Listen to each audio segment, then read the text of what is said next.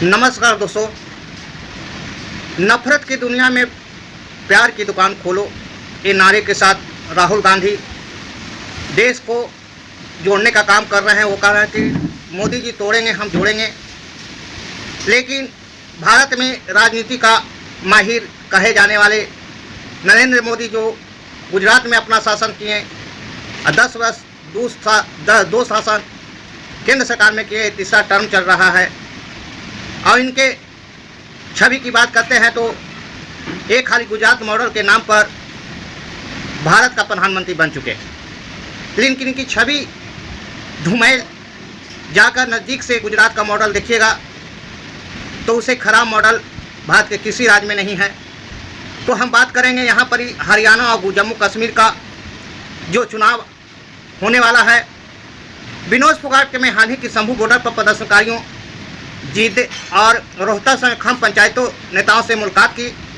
27 अगस्त को जिद में आयोजित कार्यक्रम में विनोद ने कहा कि वह राजनीतिक में प्रवेश को लेकर दबाव में है, लेकिन कोई भी निर्णय लेने से पहले वह अपने बुजुर्गों से सलाह लेगी।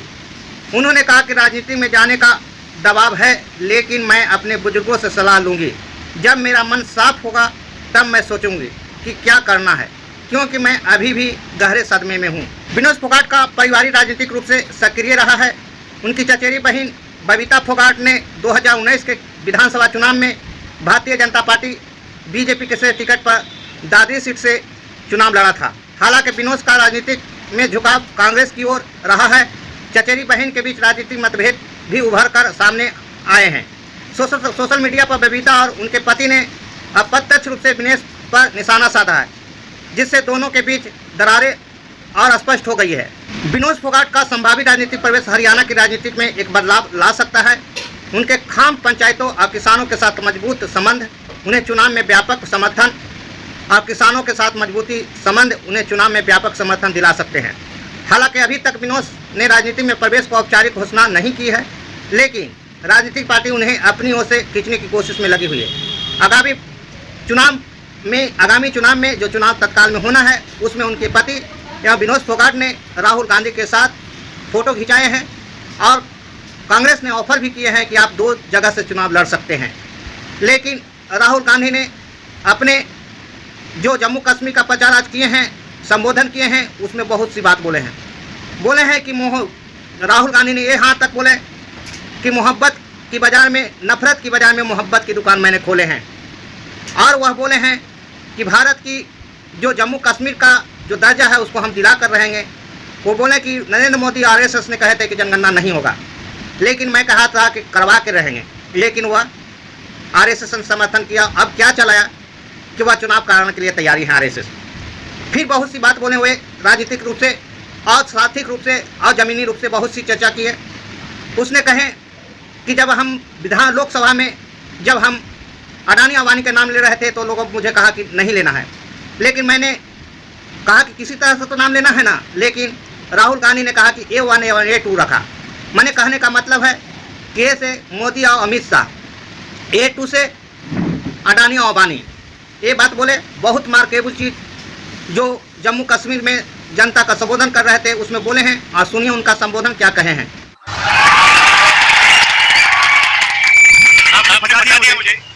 मुझे लग रहा है कि यहाँ मीटिंग में ना जाऊं, यहीं आपके साथ 1-2 दिन रहूं। आप सब यहाँ दिल से स्वागत करता हूँ। आपसे मैं 2-3 चीजें कहना चाहता हूँ। सबसे पहले आपने देखा होगा कि पूरे देश में बीजेपी के लोग, आरएसएस के लोग नफरत फैला रहे हैं, हिंसा फैला रहे हैं, डर फैला रहे हैं। तो लड़ाई 2 विचारधाराओं के बीच में है। एक तरफ नफरत, हिंसा, डर, दूसरी तरफ मोहब्बत, रिस्पेक्ट, इज्जत। आपने देखा होगा कन्याकुमारी से कश्मीर 4000 किलोमीटर चले और हमने बीजेपी के खिलाफ नारा दिया, नफरत के बाजार में मोहब्बत की दुकान खोलनी है। उनका काम नफरत फैलाना है, हमारा काम मोहब्बत फैलाना है। वो तोड़ते हैं, हम जोड़ते हैं। और अंत में नफरत की बात मोहब्बत से होती है। आप सब जानते हो, नफरत को नफरत नहीं काटा जा सकता है, नफरत को मोहब्बत से काटा जाता है, हराया जाता है। और आपने चुनाव में देखा होगा, पहले नरेंद्र मोदी छाती पे लगा के आते थे, अब नरेंद्र मोदी ऐसे आते हैं। पहले बड़े भाषण करते थे, इस बार पार्लियामेंट में बैठने से पहले उन्होंने अपने सिर पर कॉन्स्टिट्यूशन को रख कर गए अंदर। भाइयों और बहनों, पहली बार हिंदुस्तान के इतिहास में पहली बार स्टेटहुड छीना गया है। यूनियन टेरिटरी को पहले यूनियन टेरिटरी को स्टेट बनाया गया था। स्टेट को बांटकर दो स्टेट बनाए गए, तेलंगाना बनाना, छत्तीसगढ़ बनाना, उत्तराखंड बनाना, अरुणाचल को स्टेट बनाया गया। मगर पहली बार हिंदुस्तान के किसी स्टेट को रद्द करके लोगों का जो हक है वो छीना गया। पहली बार हुआ है। ऐसे हिंदुस्तान के इतिहास में, मॉडर्न इंडिया में ये काम पहले कभी नहीं किया गया। तो सबसे पहले जम्मू कश्मीर को जो स्टेट है वो वापस देना है, क्योंकि आपका सिर्फ स्टेट नहीं छीना गया, आपके अधिकार, आपका धन सारा का सारा आपसे छीना जा रहा है। 1947 में हमने राजाओं को हटाकर लोकतांत्रिक सरकार बनाई, हमने देश को कॉन्स्टिट्यूशन दिया। आज जम्मू कश्मीर में राजा बैठा हुआ है, उसका नाम नहीं है, वो है राजा। और जो आपका धन है आपसे छीना जा रहा है, बाहर के लोगों को दिया जा रहा है, चाहे वो आपके कॉन्ट्रैक्ट हो, सारा का सारा फायदा बाहर के लोगों को मिल रहा है और जम्मू कश्मीर के लोगों से छीना जा रहा है। तो हमारा पहला कदम जम्मू कश्मीर को स्टेटहुड वापस देने का होगा। हम चाहते हैं कि चुनाव से पहले आपको स्टेटहुड मिले और स्टेट बनने के बाद चुनाव हो। बीजेपी ने नहीं चाहती है और उन्होंने कहा है कि पहले चुनाव होगा और उसके बाद स्टेटहुड की बात होगी। और हम कह रहे हैं कुछ भी होगा, जम्मू कश्मीर के लोगों को स्टेटहुड हम दिलवाएंगे। बीजेपी चाहे ना चाहे, इंडिया का गठबंधन इतना दबाव डालेगी कि जम्मू कश्मीर के लोगों को स्टेटहुड देना ही नहीं होगा। यहाँ पे हम सब जानते हैं कि बिजली के प्रोजेक्ट्स बनाए जा रहे हैं, मगर सच्चाई है कि बिजली के प्रोजेक्ट का फायदा आपको नहीं मिलता है। कहा गया है कि प्रोजेक्ट के 5 किलोमीटर रेडियस में आप लोगों को बिजली मिलेगी, फ्री में बिजली मिलेगी, मगर वो नहीं हो रहा है। और बिजली के प्रोजेक्ट का फायदा आप लोगों को मिलना चाहिए, स्टेटहुड मिलेगा, चुनाव में हम जीतेंगे तो ये काम हम आपके लिए करके देंगे। आप देश के लोगों को बिजली दे रहे हो और आपके जेब में से बिजली का पैसा लिया जा रहा है, छीना जा रहा है, ज्यादा रेट देते हो। ये अन्याय है, इसको हम ठीक करें। भाइयों और बहनों, पूरे देश में नरेंद्र मोदी जी ने बेरोजगारी फैलाई है। पता नहीं आपने अदानी का नाम सुना है? हाँ, मोदी जी मित्र है। पार्लियामेंट में मुझे कहा, आप देखिए पार्लियामेंट में मुझे कहा कि पार्लियामेंट में मैं अदानी और अंबानी का नाम नहीं ले सकता। तो मैंने कहा कि नाम नहीं ले सकता तो कुछ तो कहना पड़ेगा। तो A1 A2 नाम दिया मैंने उनको। हम दो, हमारे दो, नरेंद्र मोदी, अमित शाह, अंबानी, अदानी, इनकी सरकार चल रही है। और अगर कोई छोटा काम करता है, मजदूरी करता है, छोटा बिजनेस चलाता है, होटल चलाता है, टूरिज्म का बिजनेस चलाता है, तो उसके लिए नरेंद्र मोदी जी जीएसटी लाते हैं, नोटबंदी कराते हैं और बैंक के दरवाजे बंद कर देते हैं। और पूरी की पूरी सरकार 2 अरब रुपए में चलाई जा रही है। ये मैं आपको कहता हूं कि अगर देखेंगे तो ये जो आपसे स्टेटहुड छीना गया है, इसका भी लक्ष्य अरबपतियों की मदद करने का है। और जम्मू कश्मीर के जो लोग हैं, जो व्यापारी हैं, जो इस प्रदेश को, इस देश को रोजगार देते हैं, चाहे वो टूरिज्म की बात हो, हैंडीक्राफ्ट की बात हो, उन सबको ये दबा कर रखते हैं। जो हालत देश में है उससे खराब हालत जम्मू कश्मीर में है। देश से ज्यादा बेरोजगारी यहाँ जम्मू कश्मीर में। और ये उसी से बात करते हैं, कभी नरेंद्र मोदी समुद्र के नीचे चले जाते हैं, कभी हवाई जहाज में उड़ते हैं, कभी किसी नेता से चले जाते हैं, मगर बेरोजगारी के बारे में उन्होंने कुछ नहीं किया। तो यहाँ हमारे एक युवा नेता है, एक बात मानकर चलो, यहाँ पर कांग्रेस पार्टी की अलायंस की सरकार आ रही,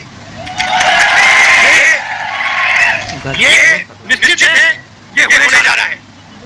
और हमारा पहला काम, हमने नेशनल मैनिफेस्टो में कहा, मैं याद दे रहा हूं, जो भी सरकारी वैकेंसी है उनको हम भरेंगे और एक को हम 40 साल तक एक्सटेंड कर देंगे।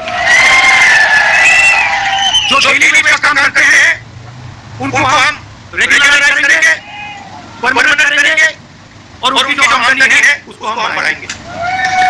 मतलब हमारा लक्ष्य होगा कि हम सबको लेकर एक साथ मिलकर जम्मू कश्मीर की सरकार चलाएं, सबकी रिस्पेक्ट हो, सबको एक साथ लेकर चले। और जैसे मैंने देश में कहा, बाकी देश में कहा, भारत जोड़ो यात्रा में हर स्टेट में कहा, नफरत मिटाना है। जहां भी ये नफरत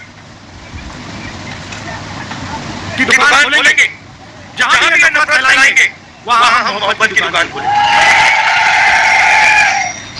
आखिरी बात मैं आपसे कहना चाहता हूं, कितनी सुंदर जगह है, चुनाव के बाद मुझे यहाँ आना पड़ेगा। और ये जो आपने वकाली खरगा साहब, ये आपने जो मेरा 45 मिनट का प्रोग्राम यहाँ बनाया है, ये आपने मुझे थक दिया। यहाँ कम से कम एक दिन, 2 दिन, 3 दिन के अंदर प्रोग्राम खत्म किया। मुझे ऐसी जगह देखने को नहीं मिली है, ऐसे प्यारे लोग। कम से कम यहाँ मुझे 2-3 दिन लाइए और यहाँ घुमाइए। मेरे लाइन है, भगवान से मैं डायरेक्ट बात करता हूँ, और वो भी देश के लिए बोल रहे हैं। अगर कांग्रेस पार्टी का कोई आए मेरे पास, जैसे खरगा साहब आए या वो कह रहे हैं कि भैया मैं डायरेक्ट भगवान से बात करता हूँ, मैं उन्हें कहूँगा भैया ऐसे करो, आप ये बात बाहर मत गलती से बोल देना, नुकसान हो जाएगा, लोग पता नहीं क्या कहेंगे। मगर नहीं, देश का प्रधानमंत्री जा सकता है जैसे भैया मैं नॉन बायोलॉजिकल हूँ, बाकी हिंदुस्तान बायोलॉजिकल है, बाकी हिंदुस्तान बायोलॉजी पैदा हुए, मैं नॉन बायोलॉजिकल हूँ, मैं डायरेक्ट भगवान से बात करता हूँ। और इस चुनाव में भगवान ने नरेंद्र मोदी को डायरेक्ट मैसेज दे दिया कि भैया आपको लगता है कि आप भगवान से बात करते हो, मगर भगवान आम जनता से बात करता है और भगवान आम जनता की राय को सुनकर काम करता है। तो हमने नरेंद्र मोदी को साइकोलॉजी उड़ा दिया है। मैं बता रहा हूं, पार्लियामेंट में उनके सामने पार्लियामेंट में बैठता हूं, पूरी कॉन्फिडेंस गायब हो गई उनकी। इंडिया का गठबंधन खड़ा हो गया, एक साथ मिलकर हम लड़े, पूरी कॉन्फिडेंस हिंदुस्तान के प्रधानमंत्री की गायब हो गई। आप मुझे बताओ, देखो उन्होंने पहले कहा कि जाति जनगणना नहीं होगा, हमने कहा जाति जनगणना होगा। अब हमारे से लोग कह रहे हैं भैया जाति जनगणना सही बात है। फिर वो उन्होंने कहा कि हम लड़की से बाहर के लोगों को सरकार में लाना चाहते हैं, हमने कहा ऐसे नहीं होगा। पार्लियामेंट में बात आई, थोड़ा सा दबाव डाला, बीजेपी के लोग कहते हैं भैया लड़की नहीं होगी। तो अब एक बात समझ लो, अब नरेंद्र मोदी हिंदुस्तान की जनता से डरते हैं और बस थोड़ा सा समय बचा है, नरेंद्र मोदी बीजेपी को हम सरकार से हटा देंगे। मगर हम चाहते हैं कि देश में भाईचारा हो, सबकी रिस्पेक्ट हो, एक दूसरे के साथ इज्जत से बात हो, जो कमजोर लोग हैं, चाहे वो किसान है, मजदूर है, छोटा बिजनेस चलाने वाले लोग हैं, उनको लगे कि इस देश में हमारी भागीदारी है, बैंक के दरवाजे हमारे खुले हैं, कर्जा माफ हमारा भी होता है और सिर्फ देश 2-3 लोगों के लिए नहीं चलता है। ये हम चाहते हैं और यही काम हम जम्मू कश्मीर में शुरू करेंगे।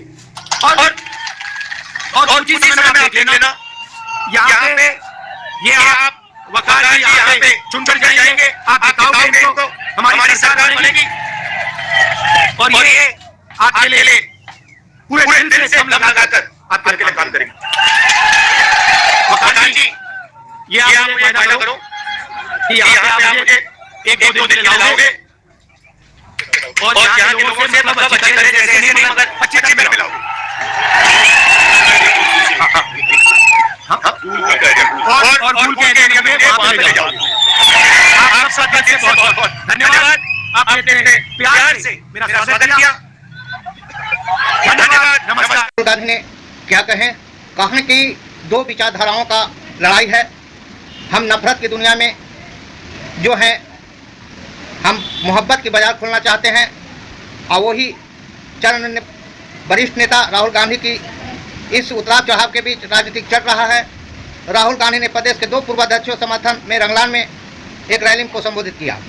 बाद में आनंद के साथ ड्रू में भी रैली करने का कार्यक्रम तय है। ऐसे वीडियो के प्राप्त करने के लिए चैनल को लाइक, सब्सक्राइब और बेल घंटी दबाएं। थैंक्स, धन्यवाद।